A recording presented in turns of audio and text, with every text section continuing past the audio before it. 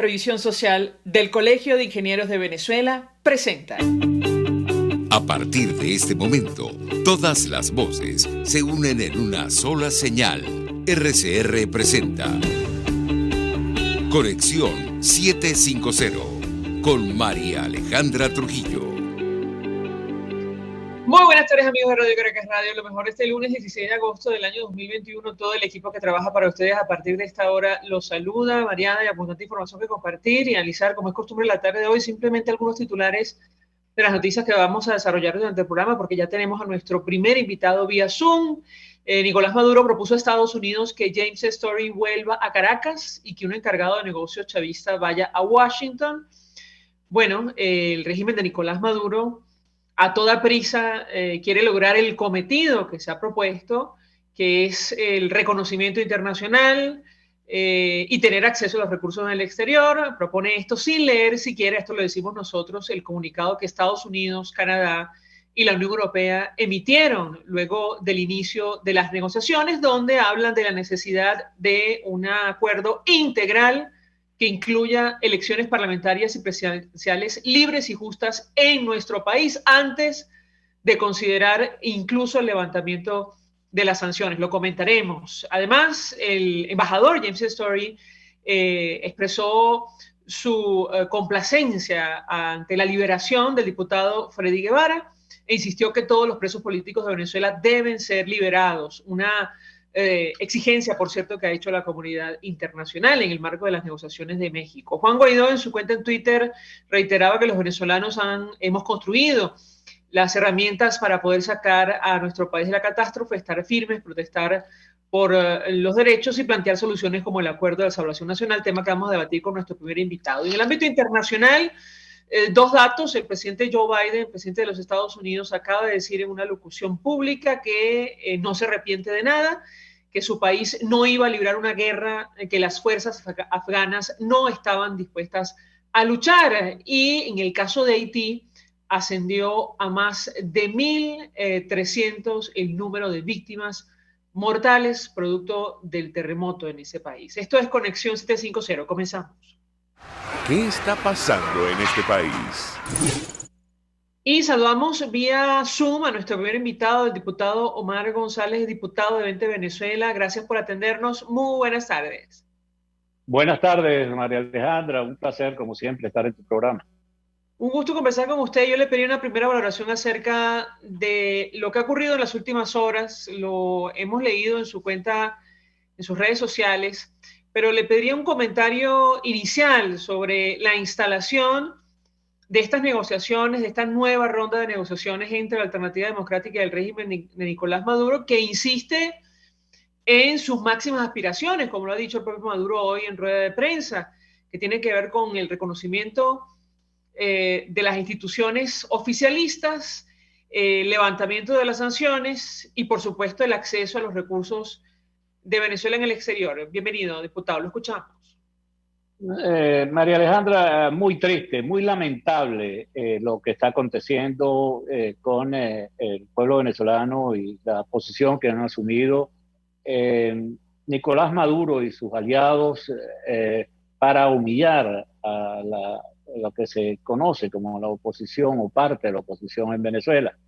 Los ha obligado al imponerle su propia agenda e incluso imponerle a los negociadores, los que se sientan allí.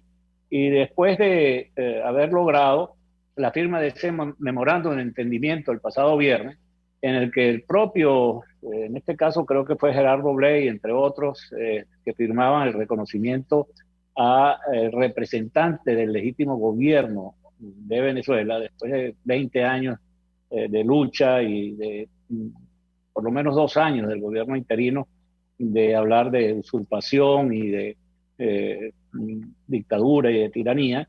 Bueno, con una rúbrica reconocen a Maduro como presidente de Venezuela. Esta representación, después de haber hecho eso, fue objeto de una burla en cadena de radio y televisión por Nicolás Maduro.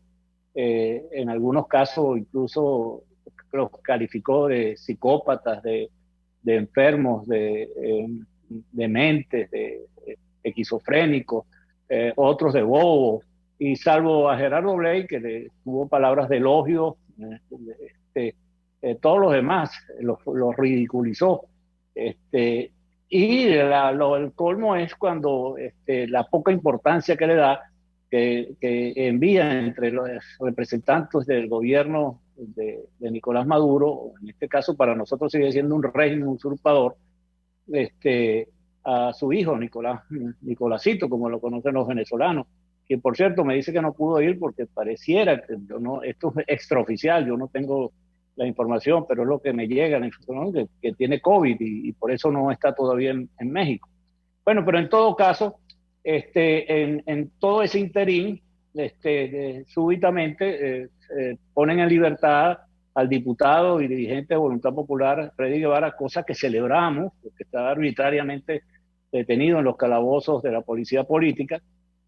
Y hoy dice que, bueno, ojalá vaya a México, todo como una operación en sustitución seguramente de Carlos Vecchio, a quien le es incómodo estar allá. Maduro, aliado con el propio Manuel López Obrador, que es público y notorio y comunicacional aliado, así como también Borrell, el alto comisionado de las Naciones de la Unión Europea para las relaciones exteriores, y con el propio Zapatero y qué sé yo, todos esos peones de oro que tiene en el mundo entero, bueno, han impuesto esa agenda y creo que van a cumplir su objetivo, que es ganar tiempo. Se posponen las conversaciones para el 3 hasta el 6 y probablemente después eso se pospone hasta octubre. Y recordemos que el 29 de este mes, de acuerdo con el cronograma ese de la farsa electoral, se cierra el periodo de inscripciones. Entonces, ¿cómo es esto? El 3 de septiembre se va a negociar. Lo más seguro es que pospongan también esos lapsos y también pospongan las elecciones. No te extrañes, María Alejandra, que las pongan para el año que viene y así va ganando tiempo, que es lo que han hecho en estos 14 negociaciones fallidas que han habido hasta ahora. Ahora, dos inquietudes, diputado. En primer lugar, da la impresión que la comunidad internacional, sobre todo los países que apuestan por una transición democrática en nuestro país, están participando activamente en este proceso, incluso acompañándolo, y yo le pediría un comentario al respecto. Yo compartía con la audiencia parte del comunicado conjunto de Estados Unidos, Canadá y la Unión Europea en torno a este tema, quienes llevan, entre otras cosas, la voz cantante con relación a las sanciones que tanto le preocupa al régimen de Nicolás Maduro. Yo le pediría un comentario sobre esto y, en segundo lugar, saber si ustedes, como un sector de la Alternativa Democrática, han sido consultados. El último comunicado conjunto que publicaba en redes sociales el gobierno o el Reino de Noruega hablaba de un proceso de consultas con distintos sectores de la sociedad. ¿Qué puede decirnos sobre todo tema? Lo escuchamos. Nosotros hemos expuesto en algunos casos directamente nuestra posición. Estos representantes que están allí en México sentados, yo no sé quién los eligió ni quién los escogió. Están allí, dice representar a la oposición venezolana, cuando bueno, los últimos instrumentos de medición dicen que son representantes de muy pocos venezolanos. Pero en todo caso, no, nosotros no oficialmente a la dirección nacional del partido no hemos sido consultados, ¿no? Pero nuestra oposición es firme en oponernos a sentarnos con organizaciones criminales, como hemos catalogado lo que está sucediendo en Venezuela. Y sobre todo, María Alejandra, imagínate tú que en estos documentos de prerequisitos para negociar no se habla nada de las mafias que se están repartiendo en Venezuela, que si la mafia de la droga, la mafia del oro, la mafia de la gasolina, la mafia de la comida, la mafia de trata de personas. Es decir, la guerrilla colombiana que tiene parte del territorio, los grupos terroristas, nada de eso, ni del hambre, ni de las medicinas, ni que somos el último país en vacunas, o sea, de los temas que le interesa a la gente, nada de eso está sobre el tapete. Pareciera un reparto más bien de buscar que si elecciones, alcaldes, gobernadores, que la gente sabe que esto no va a resolver el problema de los venezolanos. Entonces ahí la inmensa mayoría de los venezolanos lo ven con muy lejano toda esa parafernalia, ese show que tienen montado en México. La verdad es que ojalá la comunidad internacional se mantenga firme en la solicitud de elecciones presidenciales, eso sí, con condiciones, etcétera, etcétera, y no abandonen al pueblo venezolano, como también debemos mencionar, porque es obligante hacer una analogía con lo que está pasando en este momento en Afganistán, en Kabul, el caos que hay en ese país después de 20 años de acción de los Estados Unidos, más de 80.000 millones de dólares invertidos. Bueno, ahora los talibanes están ejecutando a mujeres en la calle, las mujeres, el género femenino, pero una violación de los derechos humanos y la comunidad internacional lavarse las manos sobre lo que está pasando. Ojalá eso no nos pase a nosotros. Mucha gente me dice a mí que por el contrario, Estados Unidos ahora va a ver lo más cercano y que sea la ONU y otros organismos internacionales que se encarguen del Medio Oriente. La verdad que la posición de los Estados Unidos en este momento con respecto a lo que está pasando en la capital y en todo el territorio afgano, pero en especial en Kabul, es una de las historias más tristes en la vida de los Estados Unidos, ¿no? Yo creo que va a entrar en la historia como un hecho realmente muy doloroso en cuanto a su posición en defensa de los derechos humanos. Y llama la atención precisamente, permíteme también apuntar, que esta claudicación, esta rendición de estos representantes, yo no sé de quién será del G4 que están allá en México, ocurre justamente en el momento en que la Fiscalía de la Corte Penal Internacional declaraba al mundo entero que efectivamente Nicolás Maduro y su régimen ha violado y ha cometido crímenes de lesa humanidad. Yo no sé si esto tenga que ver, pero fue casualmente al mismo tiempo. Diputado, usted dice, nosotros no estamos dispuestos a negociar, pero todo lo contrario nos dijo la coordinadora nacional de su organización, María Corina Machado. Ella dice, estoy dispuesta a promover una negociación, claro, en otros términos, pero digamos, ella está en disposición a sentarse con los representantes del régimen de Nicolás Maduro. Yo le pediría un comentario sobre este tema. Lo escuchamos. Bueno, si es para negociar el cómo y el cuándo salen de las posiciones que usurpan en Miraflores, esto entendería perfectamente. Conociendo a María Corina Machado, de la coherencia, la firmeza, el coraje y la inteligencia que tiene, no la veo sentada en ese show que tiene montado en México, y que lejos de ayudar a buscar una solución al país, están hablando de unas elecciones presidenciales para el 2024, el 2024, 3 años más del hambre, de la falta de medicinas, de todo este desastre, es obtuso, es absolutamente inexplicable.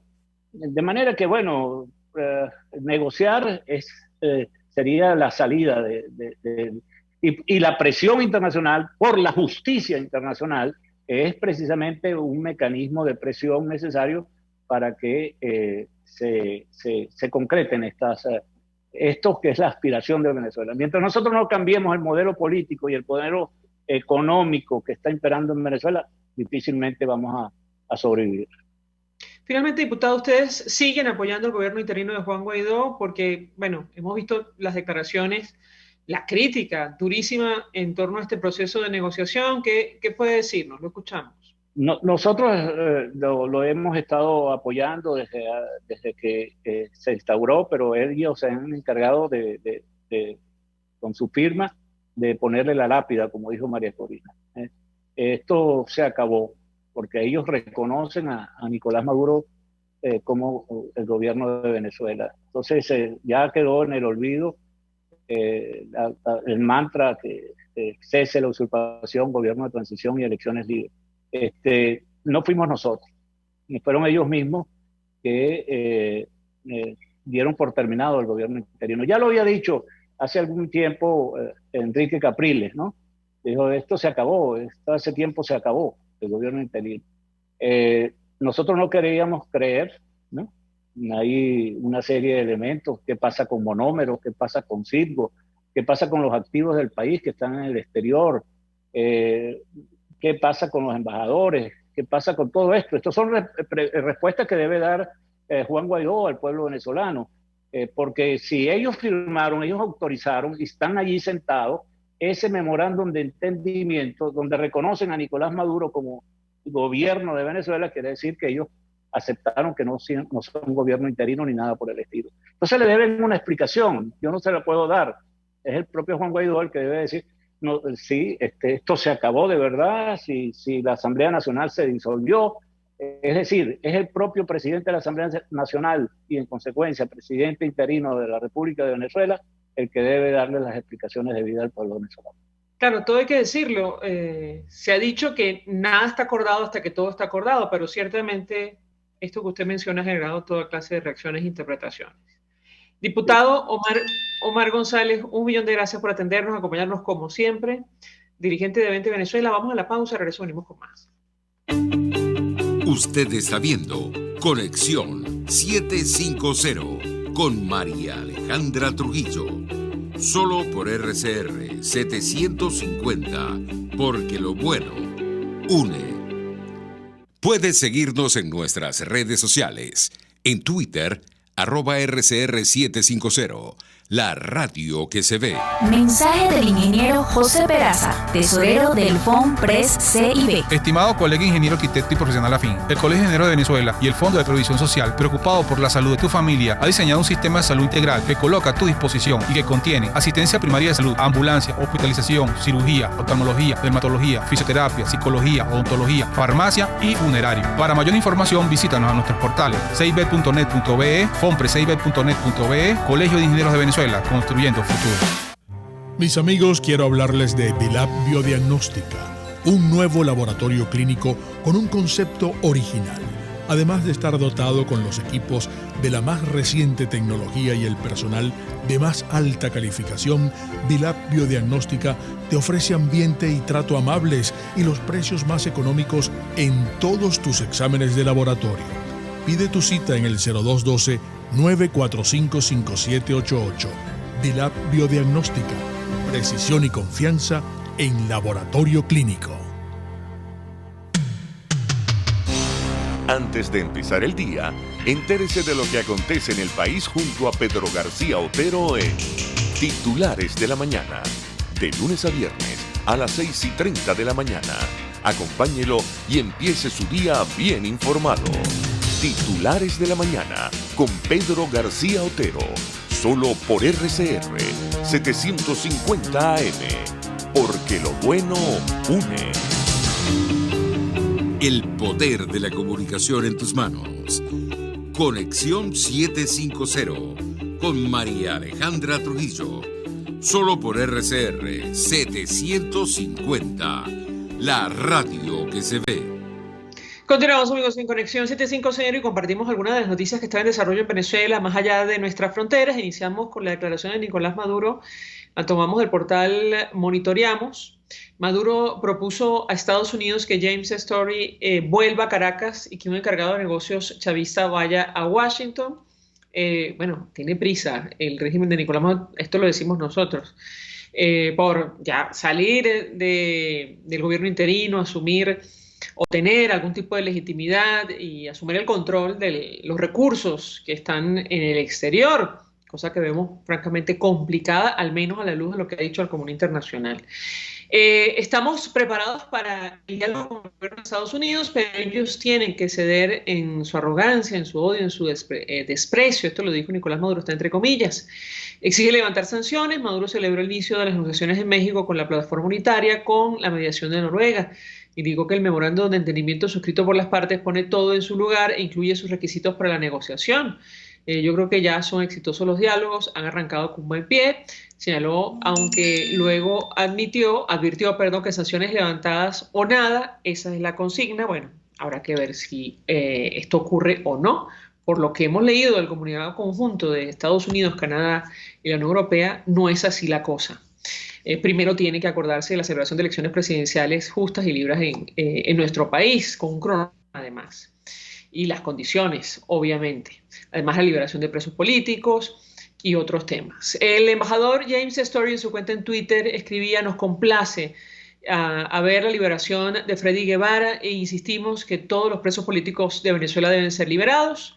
Una sociedad funcional respeta los derechos humanos de todos sus ciudadanos. Además, Juan Guaidó decía en su cuenta en Twitter: ayer los venezolanos hemos construido las herramientas para poder sacar a nuestro país de la catástrofe, estar firmes, protestar por nuestros derechos y plantear soluciones como el Acuerdo de Salvación Nacional. Venezuela merece y necesita un cambio. Ese es y sigue siendo el objetivo. Sobre la comunidad internacional, bueno, lo que está pasando más allá de nuestras fronteras, obviamente el mundo tiene sus ojos puestos en Afganistán por las imágenes, bueno, tan impactantes que hemos visto, las esperadas escenas, como dice la BBC de Londres en versión en español, BBC Mundo, en el aeropuerto de Kabul, donde miles de personas intentan escapar de los talibanes. Imagínense ustedes el antecedente, lo que teme la gente sobre este régimen que avanza, que ha tomado el control de Kabul y otras ciudades, como para hacer lo que hicieron. Y ya vamos a ver algunos de los videos que hay en redes sociales captados por ciudadanos, por medios de comunicación. El país destaca la declaración de Malala Yousafzai, que es Nobel de la Paz, ustedes lo saben, ella es afgana. Debemos tomar posturas valientes para defender a las mujeres y las niñas. La joven, es pakistaní, corrijo, que sobrevivió a 2012 los disparos de los talibanes, alerta de que Afganistán vive una crisis humanitaria. La ONU pide unidad frente a la amenaza terrorista global. Al menos 5 personas mueren en el aeropuerto de Kabul en el intento de escapar, y es que muchas de las personas, y lo vamos a ver, se colgaron literalmente de los aviones que salían del aeropuerto de Kabul. Euronews destaca la posición del Consejo de Seguridad de Naciones Unidas, pide conversaciones para formar nuevo gobierno en Afganistán. El Consejo de Seguridad pidió el lunes iniciar conversaciones para crear un nuevo gobierno en Afganistán y poner fin a las disputas y los abusos después de que el jefe del organismo, Antonio Guterres, advirtió sobre restricciones escalofriantes, esa fue la palabra que utilizó, a los derechos humanos y crecientes violaciones contra mujeres y niñas. Imagínense el horror que les va a tocar vivir a los ciudadanos que se quedan en Afganistán. Terremoto en Haití. El saldo hasta ahora, según France 24, casi 1.300 muertos, 5.700 heridos y hospitales desbordados. En un país que ha tenido que superar prácticamente de todo, que apenas se recupera del asesinato del presidente Jovenel Moïse, y ahora, bueno, tiene que lidiar con esta situación. Y vamos a reponer algunos de los videos de la jornada, justamente sobre las informaciones que hemos comentado con ustedes. Tenemos declaración del diputado Freddy Guevara a las afueras de los tribunales. Él acudió allí, bueno, para saber en qué condiciones lo excarcelaron. Hasta hace poco se conocía francamente también muy poco sobre su caso y las razones de su detención, su desaparición. Vamos a escuchar lo que decía el diputado Freddy Guevara cuando le preguntaban sobre, bueno, lo que se ha comentado, su participación o no en las negociaciones en México. Escuchemos. Todavía no, primero estuve, la verdad que ustedes entenderán, pues desde el punto de vista humano también, estuve hablando con mi familia, hablé, pude conversar más del tema humano con mis compañeros de lucha, de la unidad, pero que el equipo hay un equipo que está viniendo ahorita a Venezuela, los que están en México, también hay que hablar con Guaidó pronto, también con Leopoldo, y todavía no he podido tener más información política. Entonces, hasta ahora manejo la información jurídica, esa actualización respecto a ayer a hoy, pero políticamente hasta ahora no tengo mayor información. ¿Tiene planteado sumarse a las mesas de negociación en México? ¿Estarías dispuesto? No, a ver, ¿qué respondo ante eso?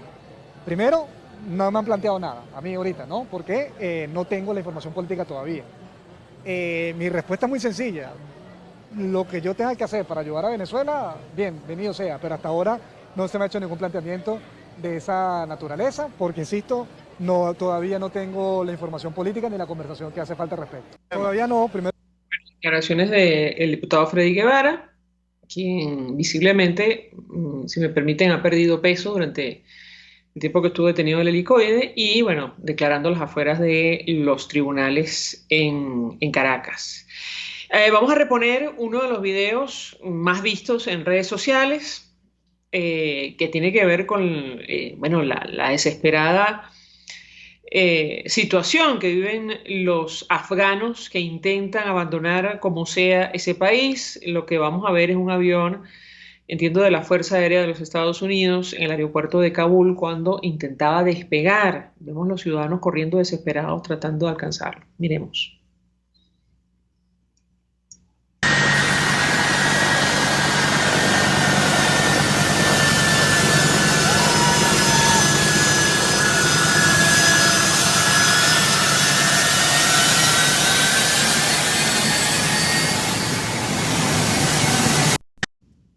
Bueno, una de las imágenes que deja la jornada, la retirada de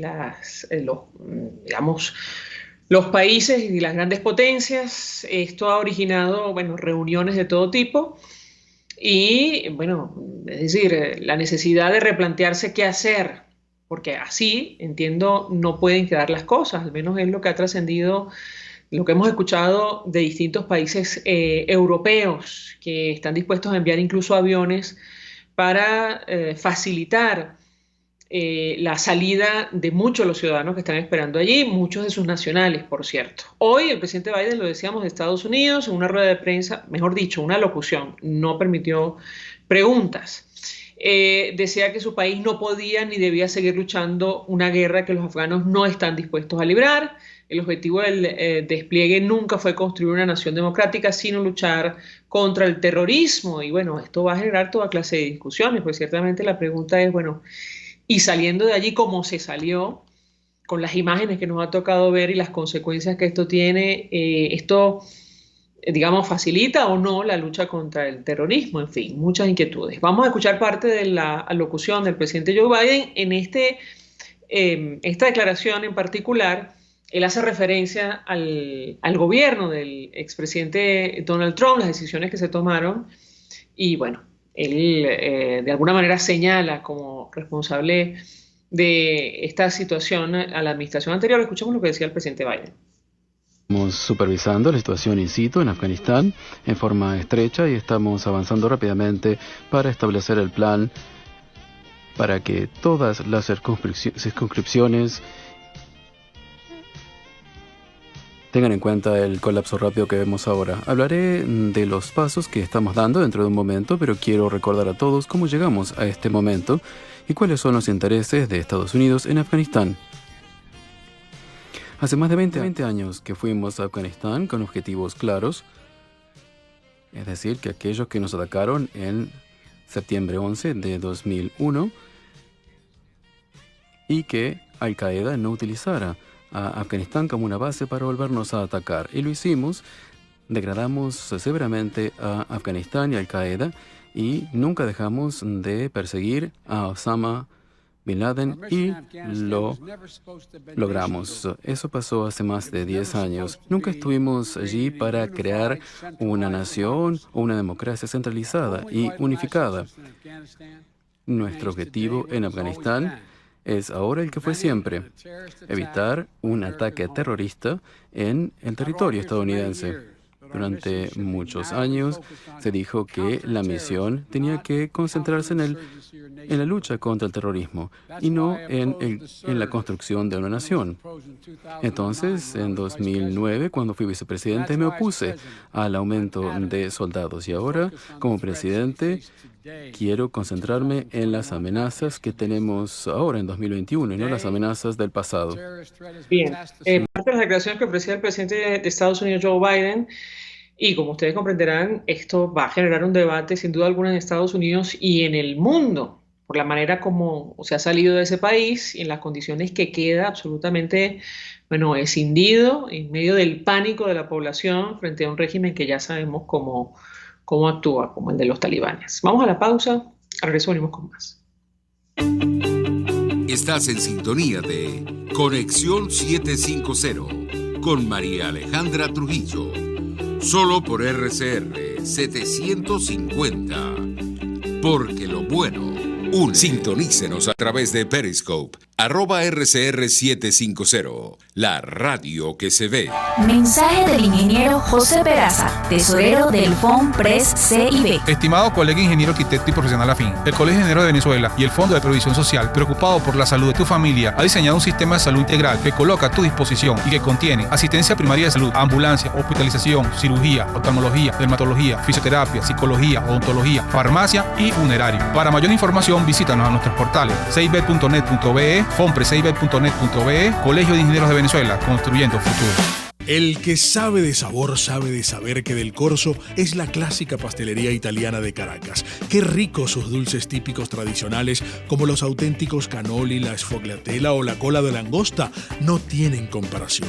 La pasta seca de almendras y chocolate o su gran variedad de tortas, cumpleaños, bodas, bautizos o comuniones, reuniones familiares o eventos corporativos. Teléfono 0212-941-1971. Pastelería Del Corso, la pastelería italiana por tradición y excelencia.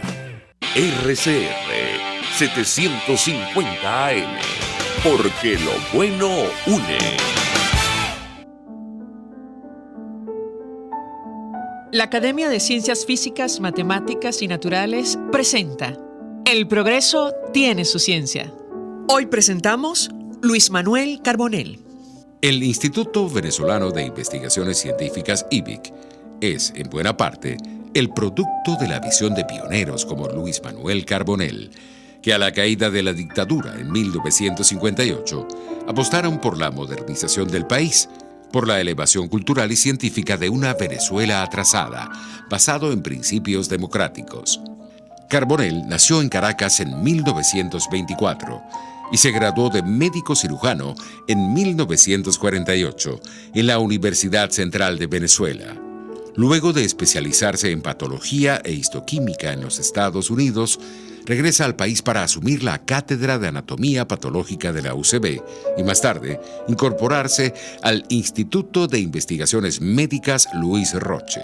En 1959, Carbonell se incorporó como investigador al recién fundado IBIC.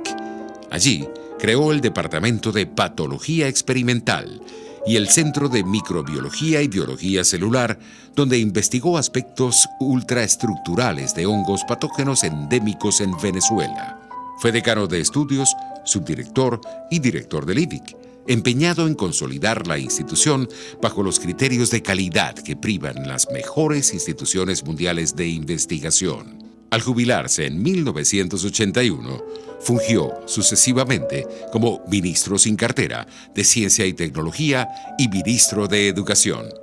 Fue miembro de la Academia de Ciencias Físicas, Matemáticas y Naturales y asumió su presidencia entre 2003 y 2005. También presidió, entre 1995 y 2003, la Fundación para el Desarrollo de las Ciencias FUDESI de esa misma academia. Luis Manuel Carbonell falleció en noviembre de 2015, luego de un tránsito vital que dejó una huella indeleble en quienes creemos en la ciencia universal como motor del desarrollo nacional. El progreso tiene su ciencia. La Academia de Ciencias Físicas, Matemáticas y Naturales presentó El progreso tiene su ciencia. RCR 750 AM, porque lo bueno une.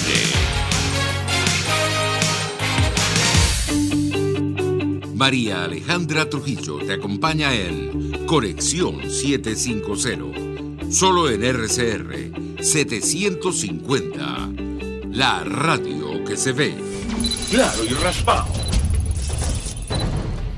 Continuamos, amigos, en Conexión 750. Bueno, así como los afganos están lidiando con esa tragedia producto de la salida de fuerzas internacionales y el control de los talibanes en ese país, nosotros tenemos en Venezuela que lidiar con nuestras propias tragedias, y vamos a hablar sobre lo que está ocurriendo con los pequeñitos en el Hospital de Niños JM de los Ríos. Hoy hubo una protesta al frente de la Embajada de Noruega. Allí algunas madres se acercaron para pedir por sus hijos la intervención de este país, que está participando como mediador de las negociaciones entre el régimen de Nicolás Maduro y la Alternativa Democrática, Colocaron juguetes, una imagen, si me permite, muy impactante y conmovedora, con los nombres de los niños fallecidos que esperaban trasplante en el Hospital JM de Los Ríos. En lo que va de año 2021 han fallecido al menos 12 pequeñitos. Según algunas organizaciones no gubernamentales, en el mes de agosto nos ha tocado, bueno, prácticamente en la última semana, hablar de la muerte, la pérdida de 3 pequeñitos. Y para hablar del tema, saludamos a nuestro siguiente invitado, quien conoce perfectamente esta situación. Han hecho todo lo posible, si me permite, desde SECODAP, pero las autoridades mantienen oídos sordos. Se trata de Carlos Trapani, asesor para los derechos de los niños y adolescentes de SECODAP. Gracias por atendernos. Muy buenas tardes. Un gusto saludarte.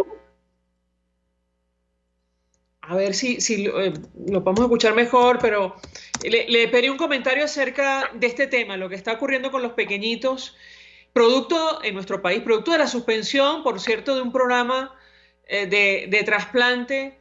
¿Qué puede decirnos? Lo escuchamos. Sí, bueno, fue una semana compleja, muy dolorosa, porque bueno, ocurrió la muerte de 2 adolescentes y un niño, bueno, que fueron muy activos en la defensa de sus derechos. En el caso particular de Niurka, bueno, fue una de los adolescentes peticionarios que ante la Comisión Interamericana de Derechos Humanos, bueno, exigió primero la reactivación del programa de trasplante y segundo, que tuviese calidad de vida. Ella expresó que veía mucho a sus amigos morir y que ella no quería morir. Bueno, menos de un mes de esa declaración, bueno, ya tuvimos que despedir a Niurka. La situación actual, bueno, no es muy distinta a lo que ya hemos conversado en otros momentos. Que persisten las dificultades en los insumos, en los medicamentos, la precariedad en la infraestructura, las limitaciones en el número del recurso humano para la atención de los niños. Y bueno, lo medular, que es la suspensión del programa de trasplante. Eso ha comprometido la vida de muchos niños y si no se toman los correctivos, bueno, en los casos como el de Niurka, Winder, van a seguir ocurriendo. Si permite nuestro invitado, tenemos el testimonio de Ginette Hill. Ella perdió a su pequeñita Yanis Herrera, de 9 añitos, el pasado 11 de agosto, y ella lo que ha venido a decir en esta protesta al frente de la Embajada de Noruega en Caracas es que no quiere que otras madres pasen por eso. Vamos a escucharla brevemente, yo le pedí un comentario. En verdad que es muy fuerte estar aquí, porque mi niña no tiene ni 8 días que falleció, me espera un trasplante. En verdad no estoy aquí porque en verdad se me hace muy difícil, porque mi hija es una niña muy llena de vida, ella quería seguir viviendo, tenía mucha vida por vivir, en verdad me dejó como un dolor muy grande, pero en verdad no estoy aquí porque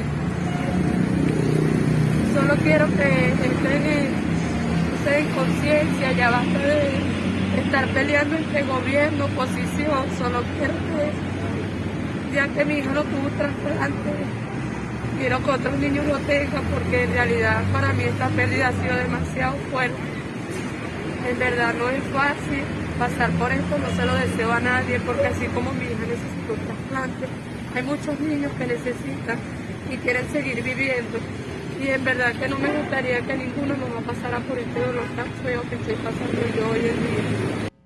Yo le pediría un comentario a Carlos Trapani acerca de este testimonio, lo escuchamos. Bueno, suscribir cada una de las palabras que expresa esa madre y la voz de esa madre, bueno, refleja los sentimientos de muchas familias que acuden al Hospital JM de Los Ríos. No solo por los pacientes renales, sino también yo hago el llamado de atención frente a otras patologías crónicas o incluso aquellas patologías no crónicas, porque el niño que acude al Hospital JM de Los Ríos no va por placer, ni porque le gusta, ni porque le parece chévere, va porque tiene un problema concreto, y un problema que nada más y nada menos está relacionado a su vida y a su salud. Eso requiere, bueno, podernos conmover, y más allá de conmover, que las autoridades den respuestas efectivas, porque yo esta mañana declaraba a otros colegas periodistas y les decía, bueno, que los problemas del Hospital de Niños tienen muchísimos años, y yo siempre recuerdo el informe de actuación especial del año 2013 de la Contraloría General de la República. Ya en el año 2013, la Contraloría General de la República dijo que el hospital no daba capacidad de atención a los niños, que habían problemas de infraestructura, de insumos, incluso problemas en el manejo de desechos hospitalarios. Eso lo dijo la propia Contraloría. Y en el 2013, ahí no había sanciones, ahí no había colapso económico, ahí no había toda esta locura macroeconómica que estamos viviendo. Bueno, ya desde el 2013 y mucho antes, ya el hospital presentaba problemas. O sea, el hospital tiene al menos 4 acciones judiciales de protección, tiene medidas cautelares de la Comisión Interamericana.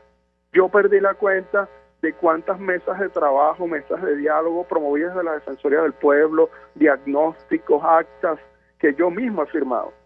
Entonces, bueno, ¿qué ha pasado? ¿Cuál es la respuesta definitiva a los problemas? Bueno, es un hospital pobre para los pobres, porque recuerdo que a ese centro de salud, en su mayoría, son niños que provienen del interior del país, o sea, que no consiguen salud en sus estados y tienen que llegar a la capital, bueno, con todo lo que eso implica, para buscar un poquito de salud. Entonces, es una situación preocupante, es una situación difícil, dolorosa, que requerimos que den respuesta, y no respuesta a FECODAD o a Prepara Familia o cualquier otra organización, que den respuesta directa a los niños que están reclamando y a las madres que están reclamando, bueno, que esta desatención se supere. Pero es que además yo recuerdo que ustedes acudieron incluso al Tribunal Supremo de Justicia. Allí, bueno, les negaron cualquier posibilidad de tener acceso a la justicia en nuestro país. El reclamo básicamente era que las autoridades asumieran su responsabilidad. Me corregirá si me equivoco, ¿qué puede decirnos? Un poco de memoria. FECODAD intentó una acción judicial por la globalidad del Hospital JM de los Ríos. Bueno, todas las cosas judiciales que no deberían pasar, pasaron en este caso. Una vez que vimos que esa vía no iba a tener éxito, intentamos lo que se llamó medidas preventivas anticipadas por el acceso a medicamentos esenciales. Es decir, garantizar lo que te dice la ley de medicamentos, que al menos en los sistemas públicos de salud garantizaran lo esencial. Menos 4 jueces distintos negaron la solicitud. El juez Iván Cedeño, Osvaldo Tenorio, Mayor Candeleón y Lourdes Suárez Anderson. Todos estos jueces negaron las medidas cautelares. Por eso llegamos a la Comisión Interamericana de Derechos Humanos, agotados los recursos internos, viendo todas las irregularidades en el proceso, que nos logramos una medida cautelar. Lo que no logramos en 5 años en Venezuela, en 6 meses lo logramos en la Comisión Interamericana. Bueno, se dirá, bueno, que eso es insuficiente, bueno, tienen las medidas cautelares y nada cambia. Bueno, pero creo que el llamado es a seguir denunciando, a seguir visibilizando, que esta situación no se olvide, evitar nuevos casos, que eso permitirá tener memoria social. Y cuando se restablezca la institucionalidad, bueno, poder dar respuesta a las personas que tenían obligaciones concretas con respecto a estos niños. Ahora, ¿cuál es la situación ahora mismo? Porque da la impresión que, como la última vez que hablamos, esto es un asunto de voluntad política. Nos han dicho que en su momento se suspende el programa de trasplantes porque había una deuda sin cancelar de $9 millones. ¿Cómo es posible que no, digamos, exista la posibilidad de tener acceso a esos recursos cuando se gasta tanto dinero en otras cosas para poner a funcionar un programa que en la práctica estaba salvando vidas? ¿Qué puede compartir con nosotros? Pero ya cuando se centralizó el programa de procura de trasplantes, ya ahí empezaron las dificultades. Y como tú bien dices, hubo una deuda acumulada. Bueno, ¿qué pasó? ¿Por qué se dejó acumular esa deuda? ¿Por qué no se dijo? ¿Por qué no se informó? Incluso ahorita, bueno, ¿cuáles son las estrategias, los mecanismos? Porque si hay recursos para hacer compras desde el Estado, en el área militar, en el área de tecnología o en otras áreas, bueno, ¿por qué no hay los recursos para poder garantizar el programa de trasplante? Entiendo que puede haber dificultades, pero los niños no pueden sufrir las consecuencias de las decisiones de los adultos. Entonces hay que buscar algún tipo de alternativa, porque la solución no puede ser, bueno, vamos a esperar que los niños se mueran. Y esperamos cuando no haya niños, bueno, ya no es necesario el programa. Eso no cabe en una cabeza, o sea, eso no tiene lógica y no tiene enfoque de derecho. O sea, el llamado es adoptar todas las medidas, incluso en el marco de la cooperación internacional, para dar respuesta a estas problemáticas. Ahora, ¿es posible que los responsables de lo que está pasando, de todas estas muertes, en algunos casos evitables, asuma algún tipo de responsabilidad o no? ¿Cómo lo ve usted? Bueno, ahí yo siempre digo que los funcionarios que ejercen una función pública asumen las consecuencias de todo el cargo, desde lo bueno hasta lo no tan bueno. Bueno, y si en el ejercicio del cargo, por omisión, por malas decisiones, o por indiferencia, o por la razón que sea, estos hechos se materializan, bueno, son violaciones al derecho a la salud de los niños. Y evidentemente eso genera una responsabilidad hacia el Estado, pero también hacia los funcionarios que no dieron respuestas oportunas. ¿Qué tendría que pasar en la práctica, en el corto plazo, en el cortísimo plazo, para evitar que, bueno, nos toque hablar de las consecuencias de la vida de pequeñitos que se apagan producto de esta situación? ¿Qué medidas tendría que tomar el Estado venezolano para parar esta situación? Lo escuchamos. Mira, la Comisión Interamericana de Derechos Humanos, incluso en la acción de protección por cardiopatías congénitas, se hizo una mesa de trabajo con actores con peso político, con capacidad de decisión, y que sobre esa mesa se coloquen recursos sobre la mesa, porque en definitiva no hay derechos sin presupuesto y no habrá salud sin presupuesto. Entonces, que el tema de salud sea un tema de consenso y donde las autoridades se puedan sentar con la sociedad médica, con la sociedad científica, con la familia, y poder diseñar un plan de trabajo que permita establecer acciones a corto, mediano y largo plazo, con recursos, con responsables, con tiempos definidos, con mecanismos de evaluación que permita, que el hospital supere una de las peores crisis de su historia. Y eso pueden ser acciones inmediatas como garantizar la alimentación, hasta acciones mucho más estructurales que tienen que ver con la infraestructura, con los ascensores, con las acometidas eléctricas, con las plantas eléctricas, con los turnos quirúrgicos, con poder fortalecer las camas operativas versus las camas arquitectónicas. Eso permitirá que el hospital progresivamente se vaya fortaleciendo. Y por supuesto, el Estado no puede seguir escondiéndose en esto de las sanciones para justificar lo que está ocurriendo, ¿correcto? Claro, pero ahí yo llamo a la memoria. Yo estoy citando no un documento de SECODAP, estoy citando un documento de la Contraloría General de la República del año 2013. Ahí en este documento establecieron un conjunto de recomendaciones. ¿Qué pasó? Que ninguna se implementó. Porque lo que alertó la Contraloría, no se tomaron los correctivos. Y hoy ese diagnóstico está agravado. Entonces yo creo que el llamado es asumir responsabilidades y sobre todo buscar soluciones a las problemáticas de los niños. No podemos seguir esperando que los niños se mueran como moscas para ver qué se hace, ¿no? O esperar el levantamiento de unas sanciones, para dar algún tipo de respuesta. Entonces la respuesta los niños necesitan hoy.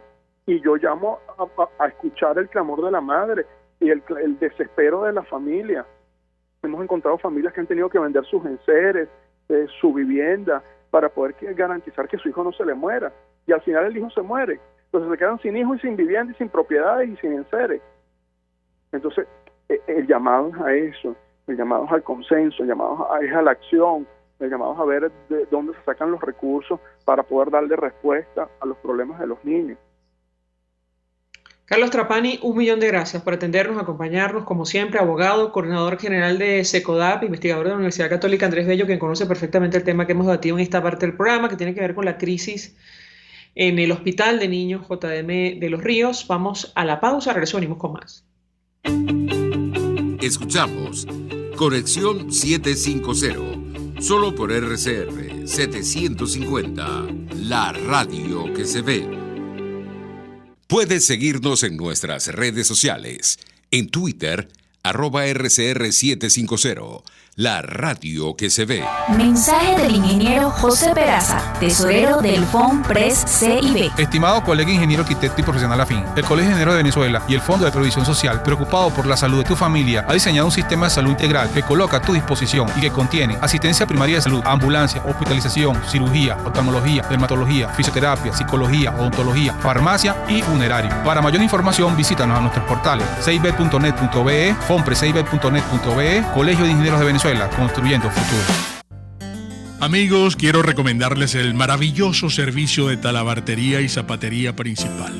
Todo en reparación de artículos de cuero, pero también tela, sintético y lona. ¿Quieres rescatar maletas, maletines, morrales o quieres embellecer tus zapatos y carteras? Talabartería y zapatería principal. Visítalos en el Centro Comercial Galerías de Prados del Este. Talabartería y zapatería principal. El arte de trabajar el cuero. El poder de la comunicación en tus manos. Conexión 750 con María Alejandra Trujillo. Solo por RCR 750, la radio que se ve. Continuamos, amigos, en Conexión 750 y un par de informaciones al cierre, actualizando lo que está ocurriendo ahora mismo en Afganistán. Fueron suspendidos todos los vuelos militares y civiles en el aeropuerto de Kabul, donde fueron captadas esas impactantes imágenes de los ciudadanos, tratando desesperadamente de salir de ese país en cualquiera de los aviones que se encontraba en Kabul. Todos los vuelos militares y civiles fueron suspendidos en el aeropuerto de Kabul debido a la irrupción de las pistas de una multitud de afganos tratando de salir del país tras la toma de poder de los talibanes. Esto lo dijo el lunes el portavoz del Pentágono, según la agencia AFP, y lo dicho, Alemania despliega soldados en Afganistán para rescatar a sus nacionales. Merkel plantea también evacuar a unos 2.000 afganos que trabajan para ese país, y es que la preocupación está justamente en torno a estas personas, los traductores y otros que colaboraron con las fuerzas internacionales que quedan a merced de los talibanes. Y comento rápidamente lo que publica ABC de España al respecto. El primer vuelo de evacuación ha despegado a las 6:30 de la mañana desde la base aérea de Bunstorf en Baja Sajonia. El segundo A400M del ejército alemán con un equipo de misiones especiales a bordo siguió alrededor de las 9:30. Antes de las 10 había despegado también el tercero. Se trata de la misión de rescate más amplia de Bundeswehr hasta la fecha, es decir, del gobierno alemán, y una de las más peligrosas. El ministro de Defensa británico, en una dramática entrevista, reconocía lamentablemente que algunos de estos colaboradores, estas personas, no volverán. Él decía: es triste lo que ha hecho Occidente, pero esto está hecho. Habrá que ver qué medidas se toman en el futuro, porque francamente es desesperante ver las imágenes de los ciudadanos, las mujeres, las niñas, pensando en lo que les espera con un régimen como el talibán. Nosotros nos despedimos. Lo hacemos a nombre de Jaime Nestares en la dirección general de la estación, en la gerencia de producción Willy Charcaya, en la producción César Umbría, en los controles Víctor Mejías, quien tuvo el placer de acompañarles, María Alejandra Trujillo. El Fondo de Previsión Social del Colegio de Ingenieros de Venezuela presentó. RCR presentó Conexión 750 con María Alejandra Trujillo. Solo por RCR 750, la radio que se ve.